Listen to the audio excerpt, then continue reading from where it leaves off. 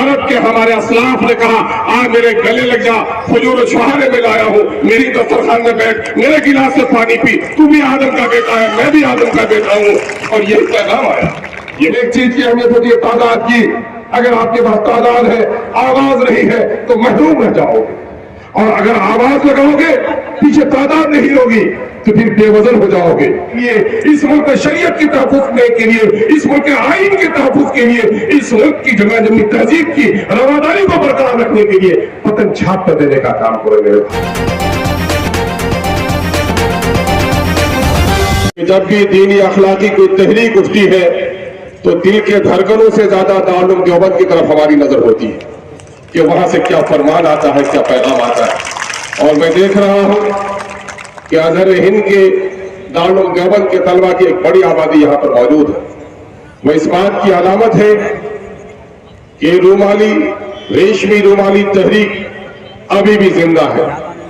آپ کی غیور پیشانی کو دیکھ کر مجھے احساس ہو رہا ہے کہ شاملی کے میدان میں آج بھی ضرورت پڑے شہادت کی اگر وطن کے خاطر تو ہماری گردنیں حاضر ہیں۔ میں آپ کو آپ کی پیشانی کو دیکھ کر مجھے یقین ہو رہا ہے۔ نوجوانوں، میں اپنی بات کا آغاز کرتے ہوئے ایک چھوٹی سی کہانی سنانا چاہتا ہوں۔ آسام کے جنگلوں میں جب ہاتھیوں کو قید کیا جاتا ہے تو ننگے ہاتھیوں کو قید کیا جاتا ہے، اور وہ ننگا ہاتھی بھی اتنا طاقتور ہوتا ہے کہ زنجیروں کو مروڑ دیتا ہے، لیکن دھیرے دھیرے وہ ہاتھی غلام بنایا جاتا ہے، اسے خوف دلایا جاتا ہے، اس کے سر پہ ڈنڈے لوہے کے مارے جاتے ہیں، کبھی گرم سلاخوں سے اسے پریشان کیا جاتا ہے، پھر ایک وقت آتا ہے کہ وہ مانوس ہو جاتا ہے، اور وہ ہاتھی جو جوانی میں پہنچ کر بہت طاقتور ہوتا ہے۔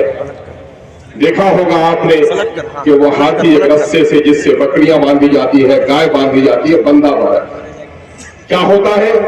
ہوتا یہ ہے کہ بچپنے میں جو زنجیر نہیں توڑ پاتا ہے، جوانی میں وہ اسے احساس ہوتا ہے کہ شاید اب وہ زنجیر ہم نہیں توڑ پائے۔ ایک پرندہ جو بہت دنوں تک قفس میں رہتا ہے اور ایک وقت شکاری اسے قفس کے دروازے کھول دیتا ہے، پرندہ باہر نکلتا ہے۔ پہلے تو وہ قیدی بنایا گیا تھا تو زنجیروں سے لڑ کر اپنی ناخنوں کو نقصان پہنچا لیا تھا، لیکن برسوں اس پنجرے میں رہنے کے بعد جب پرندہ باہر جاتا ہے تو باہر کی فضا سے گھبرا کر پھر آ کر قفس پر دوبارہ داخل ہو جاتا ہے۔ مجھے معاف کرنا اور ان مصلحت پسندوں کو ایک پیغام پہنچا دینا کہ آج بھارت میں بہت سارے مسلمان ایسا کہہ رہے ہیں، اقلیت کے لیڈر یہ کہہ رہے ہیں کہ ہماری الگ سے کوئی صنعت تو نہیں ہو سکتی، ہمیں دوسرے کے ماتحت رکھ کر سیاست کرنی ہوگی۔ تو میں کہنا چاہتا ہوں، سر جھکا کر حکمت کے ساتھ جینے والوں، تمہاری نسلوں سے غلام تو جنم لے سکتا ہے، جو لوگ گردن کٹاتے ہو اس کی نسل سے سردار جنم لیتا ہے۔ سرداروں کو جنم دینا ہے یا غلاموں کو جنم دینا ہے، طے کرنا ہے۔ میں جناب بیرسٹر اسدالدین کی ماں کو سلام کرتا ہوں کہ اس ماں نے، جناب سلطان صلاح الدین اویسی نے اپنے جگر پاروں کو مصلحت نہیں سکھائی بلکہ سبق ابراہیمی سکھائی کہ بے خطر کوٹ پر آتش نمرود پیش عقل ہے مہو تماشائے لبام۔ ابھی ہمارے 75 سالوں میں ہم نے کیا کیا؟ میں اہل علم کی موجودگی یہاں دیکھتا ہوں، ذمہ دار علماء کی ایک بڑی موجودگی یہاں دیکھتا ہوں۔ میں دو باتیں آپ سے عرض کرنا چاہتا ہوں تاریخی حوالے سے کہ عزیز مسلمانوں، یہ اسلامی فکر بھلے سعودی عرب سے آیا ہے، لیکن یہ دھرتی جتنی کسی کی ہے اتنی ہماری ہے۔ ہمارے آباء و اجداد نے عقیدہ تبدیل کیا ہے، ہم نے دھرتی تبدیل نہیں کی ہے۔ جتنی دھرتی کسی کے ماں کی ہے اتنی میرے باپ کی بھی دھرتی ہے، ہم کو کسی سے گھبرانے کی ضرورت نہیں ہے۔ لیکن آج کیا حال ہے؟ اس ملک میں داڑھی رکھتے ہوئے گھبراتے ہو، ٹرین پہ جاتے ہو تو ٹوپیاں جیب میں کس لیتے ہو، داڑھیوں کو چھپا لیتے ہو، نام اور زید اور بکر ہے تو للو اور پپو کر کر اپنے رفیقوں کو پکارتے ہو۔ اس حالات پہ کس نے پہنچایا؟ کس نے پہنچایا؟ یہ اس وقت حساب کرنے کی ضرورت ہے۔ یوم الحساب کے سیدائی تم ہو، لیکن افسوس کے حساب کے معاملے میں ہمارا معاملہ بڑا غلط ہے۔ میں رات ہی کو کچھ نوجوانوں سے بات کر رہا تھا، مسجد کمیٹی کا حساب ہمارا نہیں ملتا، मदरसे की कमेटी का हिसाब हमारा नहीं मिलता। हर दिन हम कहते हैं तौहीद रसालत और आखिरत के हम परवाने हैं। आखिरत का मतलब ही है हिसाब देने का, और सबसे ज्यादा बेहिसाबी हम हो गए। मैं आज आपके सामने में तारीख के औराक के पारीना औराक के दो वाक़यात सुनाना चाहता हूँ। ये वतन अजीज है, मालूम है क्या था इस मुल्क में? हम अपने दलित भाइयों को कहना चाहते हैं कि मेरे दलित भाइयों, इस मुल्क का बंटवारा जितना बड़ा हादसा हो गया है, उतना ही तुम्हें किसी मजहब से जोड़कर हादसा हुआ है। क्या था इस मुल्क का हाल? इस मुल्क में वहदत इंसानियत का पैगाम और तकरीब इंसानियत का पैगाम किसने पहुंचाया? आज यहाँ के कुछ बड़े लोगों को जो हमसे नफरत है, किस बात से है? हमारी दाढ़ी और टोपी से नफरत हो सकती है, हमारे अकीदे से नफरत हो सकती है, लेकिन उसकी एक बड़ी वजह यह है कि हमने यहाँ के दलितों को तकरीब इंसानियत का सबक पढ़ाया। जो किसी के दरवाजे पर बैठ नहीं सकता था, हमने उसे गले लगाने का काम किया है। हमारा जितना यकीन ये खुदा पर है, हमारा जितना यकीन ये खुदा पर है, उतना ही यकीन हमारा इस पर है कि एक ही आदम के औलाद हमें, कोई गोरा कोई काले में तमीज नहीं करते। काला कलोटा ब्राह्मण हो या गोरा चट्टा हरिजन हो, वो हमारा भाई है। हम उसे गले लगाने के लिए तैयार रहते हैं। हम नफरत के नजर से नहीं देखते। आज इन लोगों को इस हाल पे किसने पहुंचाया? दलितों को इस हाल पे किसने पहुंचाया? मैं आपसे साफ तौर पर कहना चाहता हूं, साहिल मालाबार में जब हमारे असलाफ आए और यहाँ देखा हाल ये कि गांव के कुछ दलित लोग थे, गले पे घंटी बंधी हुई थी, कमर में एक हांडी बंधी हुई थी, और जब किसी बड़े के यहां जाता तो एक झाड़ू भी कमर में बांध कर ले जाता। पूछा गया तुम क्यों ऐसा करते हो? कहा इस मुल्क में बड़ा अजीब मामला है। कुछ लोग ये कहते हैं कि कुत्ते बिल्लियों को हम देखते हैं तो मेरे इरादे मनहूस नहीं होते, दलितों के बच्चों को जब हम देखते हैं तो मनहूस हो जाता इरादा हमारा, इसलिए मुझे गले पर घंटी बांध दी गई है कि जब मैं निकलूं तो वो नजरें फेर ले। कहा तुमने हांडी क्यों बांध रखी है? कहा कि कुत्ते और बिल्ली भी उनके दरवाजे में जाए तो मैला कर सकते हैं, लेकिन मैं दलित का बेटा थूक नहीं सकता, थूकने के लिए तो मुझे अपनी हांडी में थूकनी पड़ती है। फिर कहा कि झाड़ू क्यों है तुमने कमर में बांध रखी है? कहा कि झाड़ू इसलिए बांध रखी है कि वहां पर कुत्ते और बिल्ली के पांव के निशानात तो रह सकते हैं, लेकिन दलित के पांव के निशानात नहीं रह सकते। अपने झाड़ू से अपने पांव के निशानात को मिटाते। कहा कि फिर क्या है तुम्हारा हाल? कहा कि जिस बर्तन को कुत्ते ने चाट लिया उस बर्तन में तो खाना खा सकते हैं, लेकिन दलित का बेटा जिसमें खाए तो उसमें वो खाना नहीं खा सकते हैं। अरब के हमारे असलाफ ने कहा आ मेरे गले लग जा, हुजूर शुहारे में लाया हूं, मेरी दस्तरखान में बैठ, मेरे गिलास से पानी पी, तू भी आदम का बेटा है, मैं भी आदम का बेटा हूं। और यही पैगाम आया, यही पैगाम इस मुल्क में आया। तो उन लोगों ने, जिन लोगों ने इंसानों को गुलाम बना रखा था, जिन लोगों ने इंसानों के बच्चों को जानवरों के बच्चे से बदतरीन सलूक किया था, यही अभी महाराष्ट्र की धरती पूना की बस्तियां गवाही देंगी कि बाबा भीमराव अंबेडकर को उस तालाब में जिसमें कुत्ता बिल्ली और गाय बैल नहाने के लिए इजाजत थी, दलित के बेटे को नहाने की इजाजत नहीं थी। ये इस्लाम का पैगाम रहमत है कि दलितों को इंसान होने का सबक अगर किसी ने सिखाया तो हमने सिखाने का काम किया है। हम ही से रंगे गुलिस्ता, हम ही से रंगे चमन, और हम ही को नज़्म गुलिस्ता पे इख्तियार नहीं। आज कहाँ हो गए? ये दौर था हमारे आबा और दाद का, ये तारीखी वो हिस्सा था जब हमारे असलाफ ताजिर के हिस्से से इस मुल्क में आए। फिर एक दौर गुजरा, दूसरा दौर ये था कि इस मुल्क के राजे रजवाड़ों ने मुल्क को टुकड़े टुकड़े में बांट रखा था और अपनी ताकत की बदौलत इंसानी बस्तियों पर जुल्म ढाता था। फिर उस वक्त हमारे लोगों ने इस मुल्क की खिदमत की, अंग्रेजों की तरह लूट कर नहीं भागे, बल्कि इस मुल्क को अपना मस्कन बनाया। टुकड़े टुकड़े के भारत को अगर किसी ने महान भारत बनाया तो आडवाणी के अब्बाजान नहीं थे, मोदी के अब्बाजान नहीं थे, औरंगजेब रहमतुल्लाह अलैह थे, जिसने टुकड़े टुकड़े के भारत को महान भारत बनाने का काम किया। फिर क्या हुआ? हुकूमत हमारे हाथों से निकल गई, चली गई। हुकूमत हमारे हाथों से निकलकर चली गई। किस वजह से गई? आज गौर करने की जरूरत है।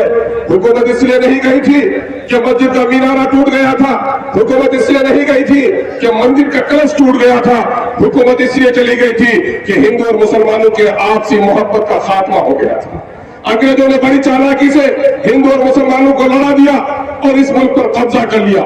और फिर कब्जा ही नहीं किया बल्कि गय्यूर नौजवानों, तारीख के इस वाक़े से भी वाकिफ होना चाहिए कि इस मुल्क में गंगा जमनी तहजीब की भी हिफाजत हमारे वालबा ने की है। क्या हुआ कि अंग्रेजों ने सिर्फ तसल्लुत कायम नहीं किया, ईस्ट इंडिया कंपनी से बड़ा कारोबार लेकर आगे नहीं बढ़ी, बल्कि धीरे धीरे ईसाइयों ने अपने मिशनरीज के जरिए से जदीद तालीम के नाम पर हमारे नौजवानों को अपने कॉलेजेस से जोड़ा और हिंदुओं के बेटों को ईसाई बनाना शुरू कर दिया, मुसलमान के बेटाइयों को भी रोक दिया। और हमारे उलमा ने उस वक्त समझा कि बहुत देर तक अगर अंग्रेजों के मनूस कदम इस बस्ती में कायम रह गए तो हिंदू का बच्चा राम को भूल जाएगा, मुसलमान का बच्चा रहमान से बेनियाज हो जाएगा। ए राम भक्तों, अगर राम की रक्षा किसी ने की तो हमारे उलमा ने शहादत देकर इस मुल्क का अंग्रेजों को भगाने का काम किया है।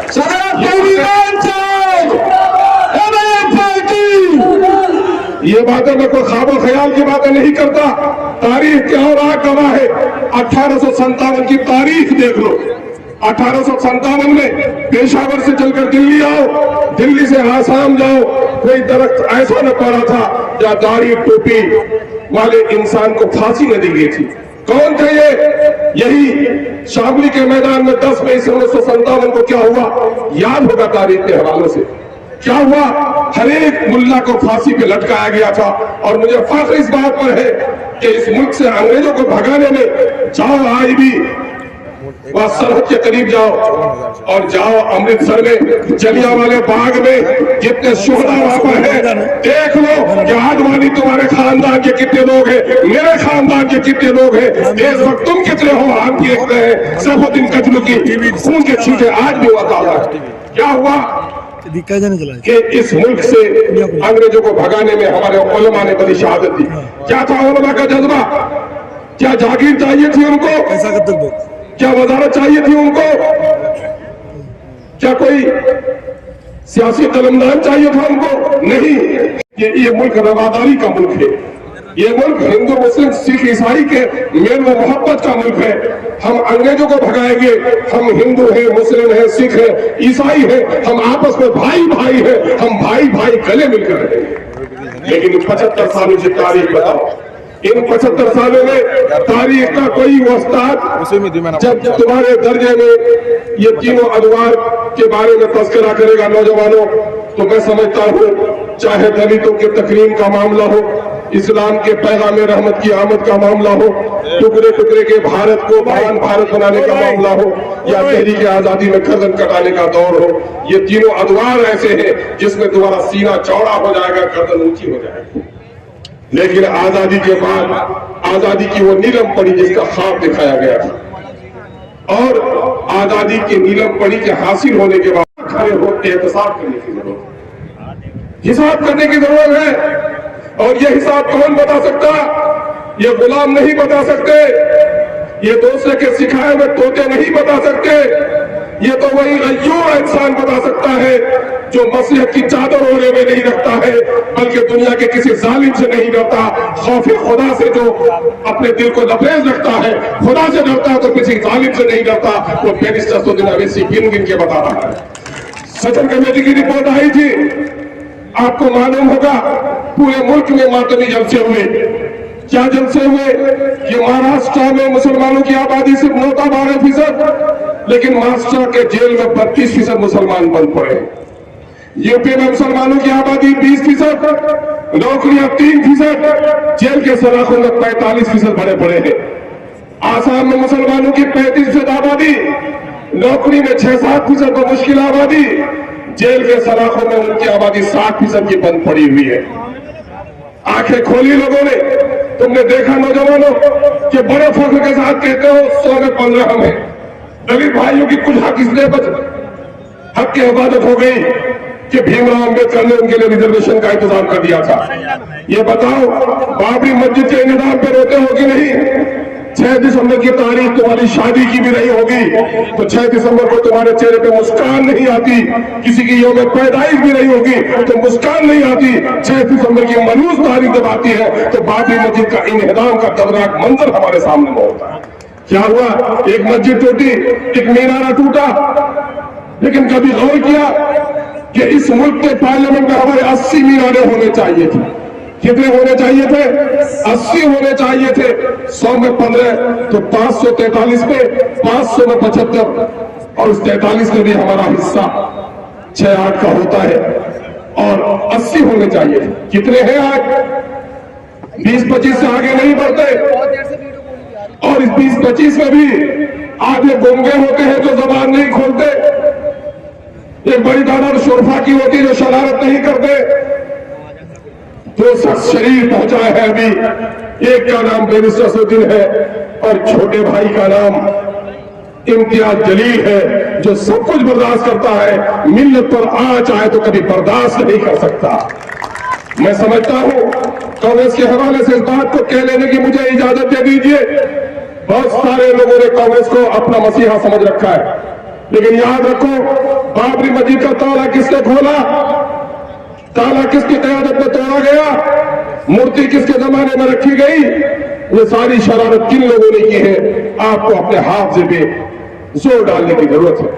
مجھے بڑا غم ہے, میں اس خطے سے آتا ہوں جو سیمانچل کہا جاتا ہے اور ہمارے ہاں سے اسی خانوادے سے تعلق رکھنے والے علمی خانوادہ یعنی کہ اسی ازہر ہند کے شاگرد بھی رہے اور مشاورتی کمیٹی کے ممبر بھی رہے جناب مولانا اسرار الحق قاسمی صاحب. پارلیمنٹ میں جب طلاق بل کی پیشی ہوئی تو تفقہ فی الدین, وصول شریعت, طلاق کے طریقے, اس پر بات کرنے کے لیے مولانا مرحوم سے زیادہ کوئی اس کا وہاں پر نہیں تھا. لیکن دیکھا آپ نے کہ ان پارٹیوں نے جب ہمارے قرآن پر بھی حملہ ہوا تو ایک عالم دین کو بولنے کی اجازت نہیں دی. اس کی گواہی ورنہ آپ کو دینی پڑے گی. ہمارا ووٹ کس لیے ہے؟ ایم بات کرتی ہے اپنی قیادت کی. بہت سارے دیوانے اور پاگل یہ کہتے ہیں کہ تو کیسے قیادت کرے گا؟ 15% کی آبادی ہے تو وزیر اعظم بنے گا, 20% کی آبادی ہے تو یہاں یوپی میں وزیر اعلیٰ بنے گا. میرے لیڈر کا جناب بیرسٹر اسدالدین اویسی کا کہنا ہے نہیں نادانو, سمجھو قیادت کس کو کہتے ہیں؟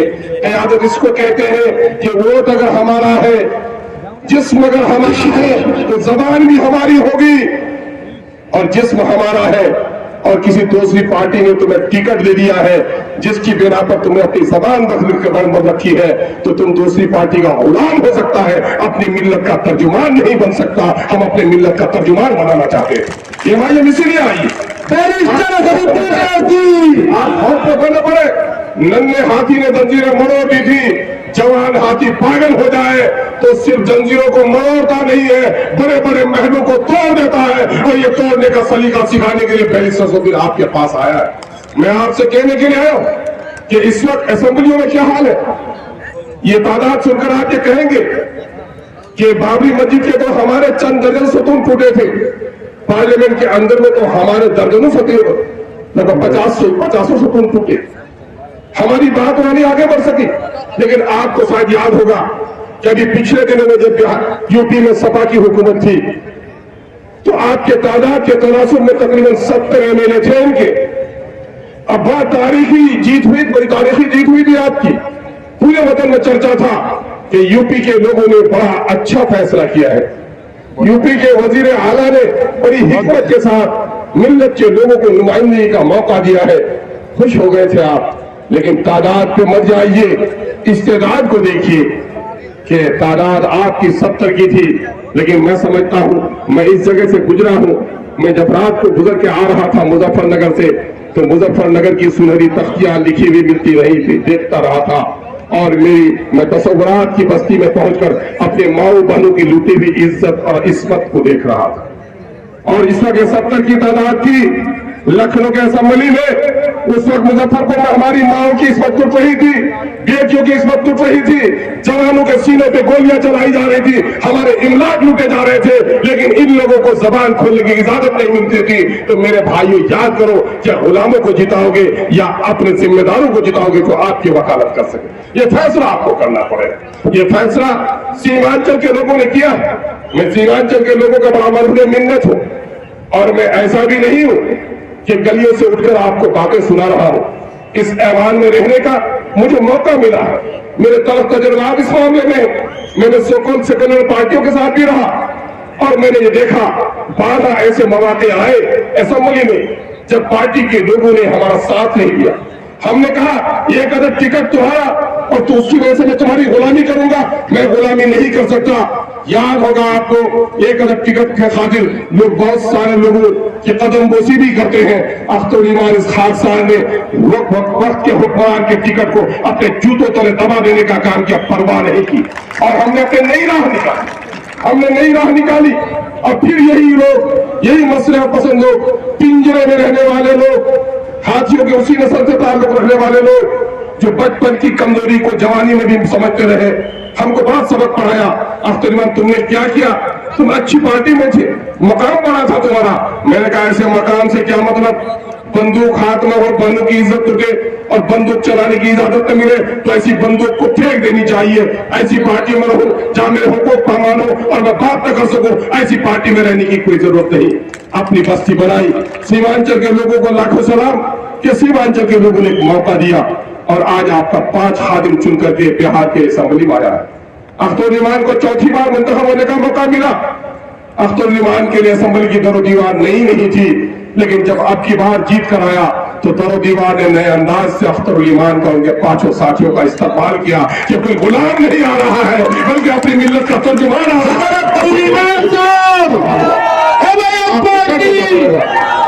آپ کو طے کرنا پڑے گا. یہ میرے لیے بھائی سے مسرت ہے کہ اس خانوادے سے, جس خانوادے کی کا رشتہ ریشمی رومال کی تحریک سے رہا ہے, اس خانوادے کا رشتہ جس نے محمود الحسن کی وراثت سنبھالی ہے, اس خانوادے کا رشتہ جنہوں نے ملک میں ظلم کے خلاف آواز اٹھائی ہے, اس خانوادے کا چشم و چراغ آپ کے سامنے میں آیا. آپ اس بات کی پرواہ نہ کیجیے. آج تیاگی جی بیٹھے ہوئے ہمارے سمیان میں, میں استقبال کرتا ہوں ایسے دوستوں کا. ابھی آپ کو مایوس نہیں ہونا ہے. ہندو مسلم ایکتا بھی مری نہیں ہے, یہ مر جائیں گے, مٹ جائیں گے, لیکن بھارت کی رواداری کو مٹا نہیں پائیں گے. چونکہ تاریخ شاہد ہے کہ جب گاندھی کو انگریزوں نے زہر پلانا چاہا تھا تو کسی آڈوانی اور تیاگی جی تو ہمارے درمیان میں ہے, آڈوانی مودی نے نہیں بچانے کا کام کیا تھا کہ بلکہ بدتخ خان جیسے ایک مسلمان نے زہر کے پیالے کو توڑ کر گاندھی کی حیات کو بخشنے کا کام کیا تھا. اور یہ بھی مجھے معلوم ہے کہ اکشردھام کے مندر پر جب حملہ ہوا تھا تو کسی ہندو سپاہی نے نہیں بلکہ اللہ رکھے اس مسلمان نے اپنی جان کی بازی لگا کر مندر کی حفاظت کی تھی. اور آج جا کر کے کشمیر کی وادیوں سے پوچھو کہ بھارت کی حفاظت کے لیے سب سے زیادہ اگر شہید ہونے والا کوئی ہے تو اسی کلمہ کو پڑھنے والا ہے. چونکہ یہ صاف کہتا ہے نہ کربل میں نہ مقتل میں نہ شاہ کے آگے مومن جھکتا ہے, فقط اللہ کے آگے کسی ظالم کے سامنے میں نہیں جھکتا ہے. اس لیے آپ کو خوف نہیں کھانا. بہت سارے مسئلے پسند آپ کو آ کر سمجھائیں گے کہ ارے میاں ابھی تو بی جے پی کو روکنا ہے, ابھی تو سب کو ایک طرف ہو جانا ہے. اس بڑے میاں سے پوچھئے کہ بڑے میاں پچھلے الیکشن میں آپ کا کیا فرمان تھا, اس سے پہلے کیا فرمان تھا؟ ہمیشہ تو یہی کہتے رہے. ان 75 سالوں میں ہم نے کھویا یا پایا؟ ملک اس وقت آزاد ہوا تھا, 23% ملازمت ہمارے حصے میں تھی, اور آج ہماری 7% کی 8% کی ملازمت بھی اس اسٹیٹ میں نہیں ہے جہاں ہماری تعداد 15 اور 30%. اس مقام پہ کس نے پہنچایا؟ کسی مسئلے کو اس نے پہنچایا. آپ کو باخبر اور ہوشیار ہونا پڑے گا میرے بھائیوں, اپنی نسلوں کے لیے ہونا پڑے گا. اس ملک میں اپنی دین کی حفاظت چاہتے ہیں, اپنی تہذیب کی حفاظت چاہتے ہیں, گنگا جمنی رواداری کی اگر حفاظت چاہتے ہیں تو آپ کے اپنے صفوں میں لیڈر پیدا کرنا پڑے گا. یہ اللہ کا بڑا کرم ہے, ایک لمبے عرصے کے بعد ہمارے صفوں میں لیڈر نے جنم لیا ہے. اور آپ نے گاؤں میں دیکھا ہوگا ایک عورت 10-12 سال تک باج ہو جاتی ہے تو بچے کے لیے بڑی بے قرار ہوتی ہے. کبھی پڑوسن کے بچے کو گود میں لیتی ہے, کبھی کوئی عورت بھیک مانگنے آئے اس کے گود میں بچہ ہو تو تھوڑی دیر کے لیے اس بچے کو بھی سہلاتی ہے. لیکن اگر 12 برس کے بعد اس عورت کے آغوش میں کوئی بچہ جنم لے لے اور وہ بچہ بھی کوئی کالا کروٹا نہیں, معذور نہیں, بلکہ چاند سے بھی زیادہ خوبصورت, تو کیا پھر پڑوسن کے بچے ہی کو عورت گود میں لے گی یا اپنے بچے کو گود میں لے گی؟ بتاؤ. میں سمجھتا ہوں عقل یہی کہتی ہے کہ کتنی بدنصیب ہوگی وہ عورت جو 5 پن میں دوسرے کے بچوں کو گود لیتی تھی, आज अपने बच्चों को गोद लेने से कतराती है। मैं समझता हूँ कि असदुद्दीन अवैसी मिल्लत के आगोश में, बाज आगोश में उसी हसीन औलाद की तरह है जो माँ गयूर है उसे गोद में लेगी, उसकी पेशानी चूमेगी, जो माँ पागल हो गई है वो बच्चे से दूर रहेगी। ये फैसला आपको करना है और आज भी लेते हो। आज देख लो, एक चीज की अहमियत होती है तादाद की। अगर आपके पास तादाद है, आवाज नहीं है तो महरूम रह जाओगे, और अगर आवाज लगाओगे पीछे तादाद नहीं होगी तो फिर बेवजन हो जाओगे।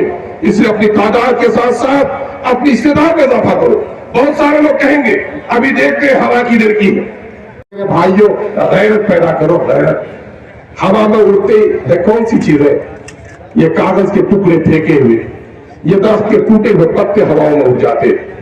पत्थर नहीं उड़ता, ईंटें नहीं उड़ती, और ईंटों से जब दीवार बना ली जाए तो हवाओं में उड़ती नहीं बल्कि हवाओं के रुख को भी मरोड़ कर रख देती है। अपने सफों में इत्तेहाद पैदा कर लो, और मौलाना ने जो कहा वातसिमू बिहब्लिल्लाह, फिर सफों में पैदा, अगर आपने इत्तेहाद पैदा कर लिया तो फिर दुनिया की कोई ताकत हमें दुनिया में इज्जत के साथ जीने से नहीं रोक सकती। आप याद रखो, दुनिया में इज्जत उसे मिली है जिसने कोशिश की है, जिसने कोशिश नहीं की है उसे इज्जत नहीं मिली। जो माँ दर्द के लिए तैयार नहीं हो सकी है वो माँ साहिब औलाद नहीं हो सकी है। जो कौम लड़ने को तैयार नहीं हुई है दुनिया में इज्जत के साथ नहीं जी सकी। मैं आरएसएस के लोगों का एक वाकया बताता हूँ। मेरे बचपने का जमाने का था, मैंने भी होश से नहीं देखा। मेरे बुजुर्ग ने बताया उस जमाने में जनसंघ पार्टी हुआ करती थी और चिराग उसका निशान हुआ करता था। चौराहे के पार्चों के दुकान वाले ने वोट देने के बाद उनसे पूछा गया कि तुमने किसे वोट दिया? तो कहा कि मैंने अपने चिराग छाप को वोट दिया। कहा कि चिराग छाप वाला नेता तुम्हारा जीत रहा है क्या? तुम तो गढ़े में वोट डालकर आ गए। क्या एतमाद था उस शख्स का? हाँ साहब, मैं जानता हूं कि मेरा नेता नहीं जीत रहा है, गढ़ा है, तो गढ़े में तो हर साल 2-4 टुकड़ी मिट्टी डालेंगे तभी तो गढ़ा बराबर होगा। और सन 1970 का गढ़ा आज जमीन के बराबर नहीं हुआ बल्कि पहाड़ बन गया है। और जो आज से कई सौ साल पहले पहाड़ बना हुआ था, इंतशार की वजह से आज गढ़ा बन गया है। अपने गढ़े को भरो, अपना एक एक वोट पतंग के निशान पर ही नहीं, असदुद्दीन के आवाज के लिए, इस मुल्क में शरीयत की तहफ़्फ़ुज़ के लिए, इस मुल्क के आईन के तहफ़्फ़ुज़ के लिए, इस मुल्क की जगह जमीन तहजीब की रवादारी को बरकरार रखने के लिए पतंग छाप कर देने का काम करो मेरे भाइयों। मैं एक बात आखिर में कह के जाऊंगा, इलेक्शन की आखिरी रात होगी, वो कत्ल गारतगिरी की रात होगी।